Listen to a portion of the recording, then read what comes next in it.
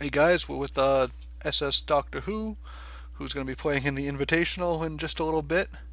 We're going to go over some of his decks, and this is the first one. It's a Vath deck that's pretty interesting, and it looks pretty focused on utilizing the Bloodborne spell, which was the theme of the new set, so that's pretty cool that you brought that. So could you kind of explain a little bit of the strategy behind the deck and some of the card choices that you made here? Well, it's sort of straightforward. You mainly use that as either a finisher or a minion to clear his other minions. As you can see, I have Plasma Storm, Mechanic War Beast. I also have Rogue Lion just for extra survivability. And Entropic Gaze is mostly there for card draw, but it can also be used as a finisher, so there's lots of versatility to it.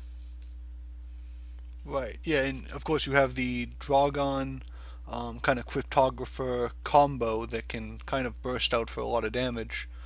Um, Yeah, it can get really ridiculous if you have the right card draws at a certain point. yeah, because that right there is what an 8 mana combo that does. How exactly does it work? Does it do 16 damage if you get the double Bloodborne spell off? Is that how it does? A double and then double again? Yeah, doubles and then doubles Okay. again. And then you also have kind of Iridium scale. So what's why do you lean towards that card as a kind of a board clear as opposed to some of the in addition, well actually kind of in addition to the Plasma Storm as well as the Mechanical War Beast? Yeah, basically. Plus, it's like a specific counter to Wraithling Swarm, Bloodborne spell combo, so that you can clear the 5/5s easily. That's only if they surround you, but yeah, I mentioned they'll be playing around Frenzy. Right, yeah. So the Lilith Grandmaster Varix deck that we've been seeing a lot lately. So you're kind Yeah, of preparing for that. So yeah, it's interesting to see someone. Oh, a lot of the Magma decks that we saw after the patch have been sort of the aggressive Decimus Spikes deck. So you kind of went with some of the other direction with the Drogon, which is interesting to see. It's interesting going to see how kind of the more mid-range strategy fares against some of the more aggressive decks. So what decks do you think you have the best matchup against with this deck? most possibly those that spawn a lot of minions, like maybe Kara, for example, and Lilith, of course. But unless the smart Lilith likes to play around Frenzy and spreads her minions around. Right. Um, It's also good against those that like to go close up, such as mirror matchup Vats and also I think Argion. Right. Yeah, because you have kind of the ability to burst them down when you get in close quarters. Whereas they don't have that same kind of burst potential. Um, so yeah, that would be pretty interesting. And next up, you have a Cassiva deck. So Cassiva was seeing pretty much everyone brought some version of Cassiva, I think, with the exception of No AHJ. And the big story before the patch dropped was Punish. So what do you think Punish, brought to this deck in the new patch, and why do you think this deck has remained so strong even after all the new cards came out? Well, basically, if we're talking about Hearthstone sets, it's basically an execute. Right. If it was one mana, it would be too OP and discarded. I mean, you already have the Bloodborne spell where you can ping off one damage. Yeah, I'm really surprised that they released it on Abyss faction straight before the release. I mean, yeah, it's just so ridiculous the tempo swings, especially in the late game, of course. Right, yeah, well, no, this is a card that people expected to be really strong, and it looks like, I've talked to a few people today about their decks, and they feel that Cassiva is one of, the top 2 or 3 decks in the metagame. So, I think that definitely contributes. What decks do you feel might be kind of an issue with this deck? Is there anything you're kind of looking to ban out, or you're looking to kind of dodge? For some reason, when I played cast, I somehow struggled against Zerandax because of the heals and the sunrises. I don't know why that's always the issue, but to me, maybe I get drawn unlucky. I don't know.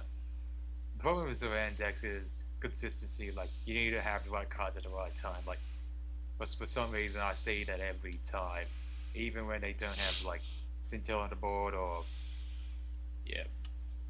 Right, so like a good Zoran draw, you have a little trouble against. Well, that'll be interesting. I think we have one or two Zoran decks, so maybe you look to try to dodge that, or maybe even ban it out if you're worried about it. Um, Maybe.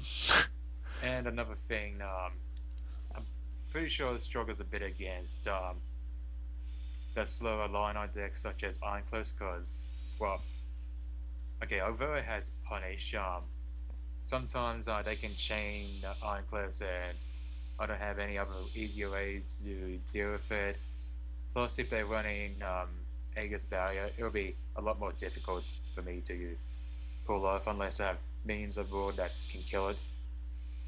right, yeah, a lot of people, were talking about kind of adding an Aegis barrier when they saw that Punish was being released because it's so effective against, some of the Punish demonic lore, things like that. So it'll be interesting to see if anyone chooses to bring that out today. And I think for your next one, oh, we have the Riva deck. So Riva only got, I think the only card people are really adding is the same one you added, which was Ethereal Blades. So what makes Riva so strong still, and what decks are you looking to target with this type of strategy? Well, basically, this deck is really strong against other aggro decks because you can put minions on the board and at the same time control them. Plus, it has the added extra burst in terms of Ethereal Blades, Killing Edge, and Phoenix Fires. Plus, you get a lot of card draws like Land of Foxes, Sojourners, and Spelljammers. So you don't really run out of cards unless you can't draw into card draw in a mid stage or late game. Right, yeah, you have look, it looks like nine pretty ways to kind of reload your hand a little bit with the three excuse me, 3 mana draw creatures as well as Spelljammer. So you don't run out of cards too easily. And what do you expect to struggle against with Revo? What sort of bans will you be looking for? Or what do you expect to give you the most trouble?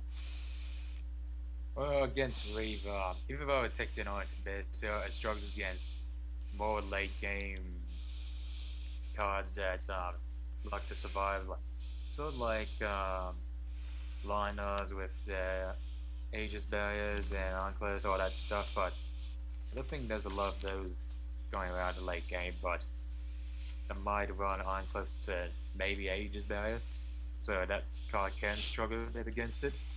Even though Right, it has Fear of Blades and Killing Edges. right, yeah, you don't Also, necessarily have the answer to those. you can also struggle against some smart Liverpool players who can play around lots of bursts and just outswarm them early in the game. As you can see, I didn't take in Battle Pandas. I was sort of considering it, but yeah, I'm not sure what to remove for those. Right, yeah, you have to always kind of weigh whether or not you want to tech in a card for one specific matchup that might, reduce your percentages overall. Fortunately, I don't think, well, for you, I think we only have one Lilith deck today because I think every other person bought Cassiva, so you might be able to avoid that matchup for the most part. Yeah. And then your last deck, I'm guessing oh, Faye. So you didn't bring Augie. Are you the one non-Augie on? No, I did. I was considering it, but the thing about Argion is that its main weakness is it's probably card draw reliant, so that you have to get perfect answers or at least be able to refill your hand consistently throughout each turn. But otherwise, Lana has one of the best early games in Duelist. Right. Yeah. I mean, its 2-drop minions are hugely powerful. So in this deck, this Fae deck, you have pretty much a ton of interesting choices and a ton of new cards. So the new set brought Concealing Shroud. It brought the Frigid Corona. I'm gonna pronounce it. Um, and Enfeeble, which combines really well with Blistering Scorn, as well as Sleek Dasher, which is making the Boundless Coverage C play. So it looks like you have a ton of anti-aggro tools in this deck. Is that kind of what you're targeting with this build? Yeah, mostly it does. Especially with Frigid Corona. At first, when it got released, I thought it'd be like Beam Shock, which is not viable, but the card draw definitely makes a difference. and also some AoEs to prevent them from swarming too much. So it's good against card decks. It's also good against little swarm decks before they can get the empowered Bloodborne spells. Right, yeah, I mean, between the Frostburn and then the Enfeeble and Blistering Scorn, you have, four solid board clears as well as all the other removal. Vanna is usually very strong with removal. And then you also included Meltdown. Is that kind of your finisher, sort of your after you Yeah, have it's controlled the it's very board? powerful if they don't have any means aboard, which I find Vanna easier to do so. Plus, you can get non-potential damage on the general, Right, with so your it's really Bloodborne spell. powerful. Yeah, I mean the ability to clear the board makes it easier to kind of target the meltdown or kind of control the RNG a bit more than a lot of decks can. And then you have the White Asp, which is I think has seen a little bit of a resurgence, especially with the Concealing Shroud that kind of lets it get extra value. What is that? What does that help you against? What's the kind of the idea behind including a couple White Asps in this deck?